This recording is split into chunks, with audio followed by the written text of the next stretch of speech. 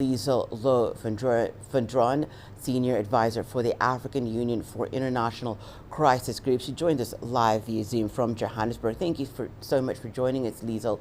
Liesl, what do you make of the threats by the Mali and Burkina Faso countries that they would consider it a declaration of war if the economic bloc ECOWAS intervenes militarily in Niger? Good afternoon. Yes, thank you for having me. I think in terms of Mali and Burkina Faso, of course, we are not surprised. These are governments that are regimes that have come to power through military coups.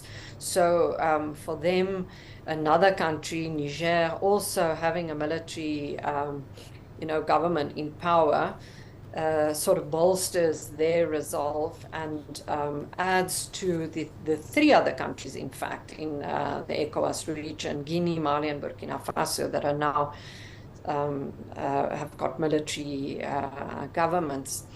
When it comes to ECOWAS, I think we saw at the ECOWAS meeting a strong resolve. Obviously, as in the past, ECOWAS is trying non-military solutions, and dialogue is still ongoing, a lot of dialogue behind the scenes. Obviously, for ECOWAS, this is extremely important because, having so many countries suspended from the organization due to military coups is a huge blow for the democratically elected governments. And President Bola Tinubu of Nigeria have really said, zero tolerance against coups. So, ECOWAS has imposed strong sanctions, economic sanctions, targeted sanctions against the coup leaders, still trying dialogue, but this military option, is there. And obviously, I didn't hear what your reporter had said, but obviously Nigeria would be at the forefront of such a deployment. ECOWAS has in the past, way back, against Liberia and Sierra Leone, deployed. More recently in the Gambia, Senegal did deploy some troops when there was a political crisis. So it's not completely excluded, but of course it would be unprecedented if there is an ECOWAS military intervention against another military of a fairly large country like Niger. I mean, a Sahelian country nevertheless, but if all of the military of Niger rallies around this presidential guard, then it would be unprecedented, definitely. So, Liesl, something else that we're seeing is other regional blocs like the Economic Community of Central African States, IGAD, East African Community, and even SADC are also struggling to contain conflicts in their regions. Liesl, what do you think is undermining the effectiveness of some of these organizations? Yes, I think the first thing we can say is there is no lack of willingness or political will by governments and countries on the continent to deploy troops to try and make peace in the neighboring countries. I mean, we don't have the figures of how many soldiers have died, for example, in Somalia and in other conflicts. So while, many of these deployments were financed by the European Union or the United Nations, like, we saw in Darfur or in Somalia and so on, there is certainly a willingness. And as you said earlier, SADC now, the Southern African Development Community, is already engaged in northern Mozambique.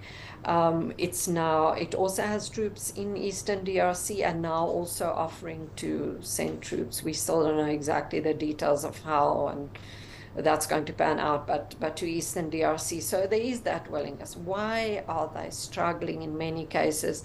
I think firstly, capacity. We often expect of our continental and regional organizations to be better than their member states. And so the same problems that plague countries and militaries in these respective countries are also true for the multilateral deployments, which are even more difficult sometimes to get to launch. So capacity of logistics, financing. Okay, we do have financing often from, as I said, partners, but even if you're financed by partners, that kind of undermines, in a sense, sometimes the cohesion. So there's capacity. The second issue, I would say, is very often divisions amongst the heads of state of these organizations.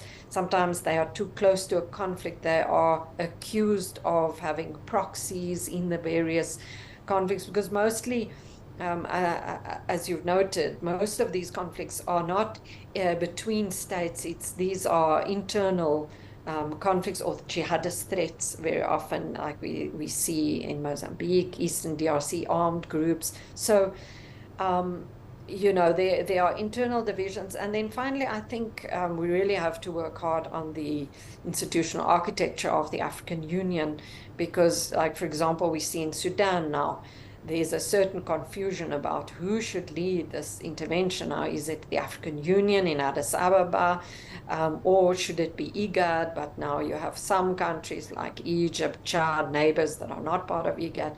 So, and then in the Eastern DRC, for example, you have the DRC that is a member of 4 regional economic communities. You have EAC, ECOWAS, SADC, you have ICGLR. We can't, countries, obviously the African Union can't impose on countries what to do, but they should be dissuaded from, forum shopping, basically joining all these different organizations. Countries just don't have the capacity, and their diplomats don't have the energy to be part of 4 regional organizations and the African Union and the United Nations. It's just too much, and it creates a lot of confusion.